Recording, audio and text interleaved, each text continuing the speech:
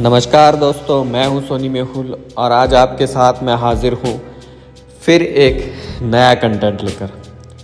आज हम इस वीडियो में बात करने वाले हैं भगवान बुद्ध के पुत्र राहुल के त्याग के बारे में। आज मैं इस वीडियो में आपको भगवान बुद्ध के पुत्र राहुल की पूरी हिस्ट्री बताऊंगा, तो बने रहिए मेरे साथ एंड तक इस वीडियो में। यूँ तो आपने त्याग और बलिदान की किस्से कहानियाँ बहुत होंगी सुनी, लेकिन उन किस्से कहानियों में बुद्ध के पुत्र राहुल की कहानी कहीं आगे है। जी हाँ, राहुल की कहानी, त्याग और बलिदान की कहानी। ये कहानी तब शुरू होती है जब बुद्ध के पिता ने उनके इच्छा के विपरीत जाकर उनका विवाह कर दिया। उस समय महात्मा बुद्ध महज 16 वर्षीय सिद्धार्थ हुआ करते थे। सिद्धार्थ गौतम ने विवाह से पहले ही मन बना लिया था कि वह सांसारिक सुखों का परित्याग कर सन्यासी जीवन यापन करेंगे। ऐसे में विवाह होना और फिर पुत्र राहुल का जन्म होना सिद्धार्थ गौतम के लिए किसी बाधा विपत्ति से कम नहीं था। तो चलिए जानते हैं कि आखिर महात्मा बुद्ध अपने ही पुत्र को बाधा विपत्ति और दुख से परिभाषित क्यों किया। जन्म के साथ ही बुद्धा ने त्याग दिया। जब सिद्धार्थ गौतम 16 साल के थे तभी उनके पिता सुबोधन ने उनका विवाह यशोधरा से करा दिया। हालांकि सिद्धार्थ गौतम सन्यासी जीवन का पालन करना चाहते थे, लेकिन दाम्पत्य जीवन में बंधने के कारण वह ऐसा नहीं कर पाए। विवाह के कुछ समय के पश्चात उन्हें पुत्री हुई और उसके कुछ साल बाद 534 ईसा पूर्व में उन्हें एक पुत्र रत्न की प्राप्ति हुई।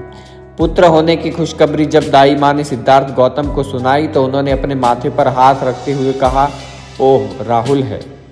हालांकि राहुल के जन्म से पहले सिद्धार्थ ज्ञान प्राप्ति के मार्ग पर जाना चाहते थे। ऐसे में राहुल का जन्म होना किसी अवरोध से कम नहीं था।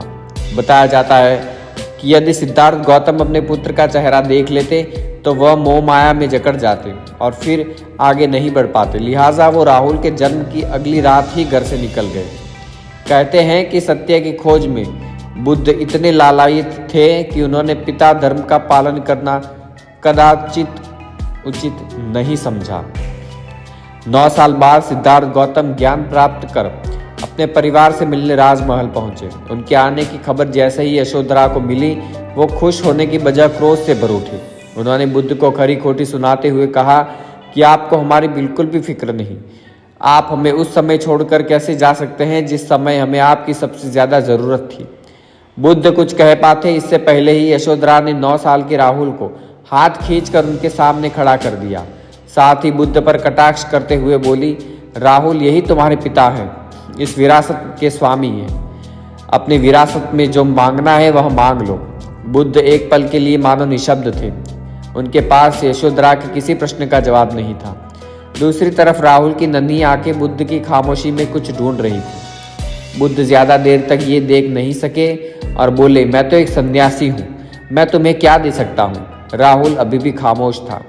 ये देखकर बुद्ध ने अपने शिष्य आनंद से अपना भिक्षा पात्र मंगवाते हुए राहुल से कहा, पुत्र, मेरे पास इसके अलावा तुम्हें देने के लिए कुछ भी नहीं जो मैं तुम्हें दे सकूं। इस पर राहुल ने उन्हें नमन करते हुए कहा, आप मेरे पिता हैं, आप जो देना चाहे वो मेरे लिए संपत्ति है। फिर क्या होना था। आगे बुद्ध ने राहुल को त्याग और बलिदान का ज्ञान देते हुए संन्यास का वरदान दिया और वापस चले गए। यूं तो 9 साल की उम्र में ही राहुल ने अपने पिता से दान में सन्यासी का जीवन वरदान ले लिया था। साथ ही पिता बुद्ध के दिखाए गए मार्ग पर चलना शुरू कर दिया। उन तमाम सुख सुविधाओं से वंचित हो गया जो एक साधारण बालक को मिला करती थी। कुछ वर्ष बीतने के बाद जब राहुल 20 साल का हुआ तो उसने निश्चय किया कि वह अपने पिता से शिक्षा दीक्षा प्राप्त कर सदैव के लिए बौद्ध भिक्षु बन जाएगा। जबकि राहुल का व्यक्तित्व बुद्ध के बिल्कुल उलट था। वह बेहद ही चंचल और राजनीतिक कौशल से परिपूर्ण था। उसके अंदर अपने पिता जैसा दृढ़ निश्चय और चमत्कारी दृष्टिकोण व्यक्तित्व नहीं था। बावजूद इसके बौद्ध भिक्षु बनने के लिए वह बुद्ध के पास पहुंच ही गया। वहां उसने बुद्ध से मुक्ति मार्ग और इंद्रियों पर नियंत्रण का प्रशिक्षण देने का आग्रह किया। बुद्ध ने राहुल के आग्रह को स्वीकार किया और उसे प्रशिक्षण देना शुरू कर दिया। मुक्ति का मार्ग तलाशने निकला राहुल अब भगवान बुद्ध का शिष्य बन चुका था। मजजिम निकाय एक बौद्ध धर्म ग्रंथ है। इस निकाय में बुद्ध द्वारा राहुल को आध्यात्मिक दीक्षा का जिक्र किया गया है। इसके मुताबिक जब राहुल की दीक्षा शुरू हुई तब महात्मा बुद्ध राहुल को एक पेड़ के नीचे ले गए। वह पेड़ उसी वट वृक्ष के समान था जहां बुद्ध को ज्ञान की प्राप्ति हुई थी। आगे पिता के निर्देश पर राहुल अपनी दोनों आंखों को मूंद कर ज्ञान की प्राप्ति करने लगा। अब वह ध्यान में मग्न हो गया। बुद्ध ने पूछा, राहुल, आंखों में चेतना स्थायी है या अस्थायी? राहुल ने जवाब दिया, अस्थायी। बुद्ध ने फिर पूछा, राहुल, इंद्रिय और चेतना स्थायी है या अस्थायी? राहुल ने पहले की तरह जवाब दिया, अस्थायी। तीसरा सवाल पूछते हुए बुद्ध ने राहुल से पूछा, जो अस्थायी है उसमें पीड़ा है या आनंद? राहुल ने जवाब दिया, पीड़ा प्रभु। इसी प्रकार से बुद्ध ने एक और प्रश्न पूछा, क्या ऐसी अस्थायी पीड़ादायक वस्तु के बारे में ये सोचना सही है कि ये मेरा है, ये मैं हूँ, ये मेरा स्व है, जबकि ये चीज़ परिवर्तनशील है? राहुल ने उत्तर दिया, नहीं प्रभु, ऐसी वस्तु हमारी नहीं हो सकती। आगे महात्मा बुद्ध ने राहुल को सत्य के ज्ञान से परिचित कराया। ज्ञान प्राप्ति के बाद वह अपने आप को बेहद हल्का महसूस कर रहा था। उसकी जागृति चेतना बढ़ चुकी थी। अब वह सांसारिक मोह माया के बंधनों से मुक्त था। पिता द्वारा दिए गए ज्ञान से वह अनंत प्रकार की लालसाओं से मुक्त था। उसके मन से चिंता और कष्टों के बादल छट चुके थे। आगे वह बौद्ध भिक्षु बनकर बौद्ध धर्म का प्रचार प्रसार करने में जुट गया। पूर्ण रूप से बौद्ध भिक्षु बनने के बाद राहुल की मुलाकात उसके कुछ पुराने दोस्तों से हुई। राहुल को भिक्षु के रूप में देखकर उसके दोस्तों ने कहा, तुम तो बड़े कारणों से बहुत सौभाग्यशाली हो। पहला यह कि तुम बुद्ध के पुत्र हो, दूसरा इसलिए क्योंकि तुम्हें बुद्ध से शिक्षा प्राप्त करने का मौका मिला। हालांकि बताया जाता है कि राहुल के त्याग ने अपनी माता का जीवन पूरी तरह से बदल कर रख दिया। यशोधरा राहुल से प्रभावित होकर बौद्ध भिक्षुणी बन गई थी। इधर राहुल बौद्ध धर्म के प्रचार प्रसार में लगा रहा।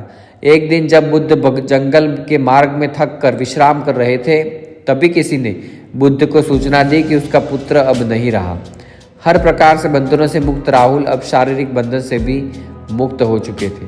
बताया जाता है कि महान सम्राट अशोक राहुल से प्रभावित होकर उसके सम्मान में एक स्तूप का निर्माण भी कराया था। तो ये थी महात्मा बुद्ध के पुत्र राहुल से जुड़े कुछ पहलू। मुझे उम्मीद है वीडियो पसंद आया होगा, तो लाइक शेयर सब्सक्राइब करें। मिलते हैं नए वीडियो के साथ। धन्यवाद।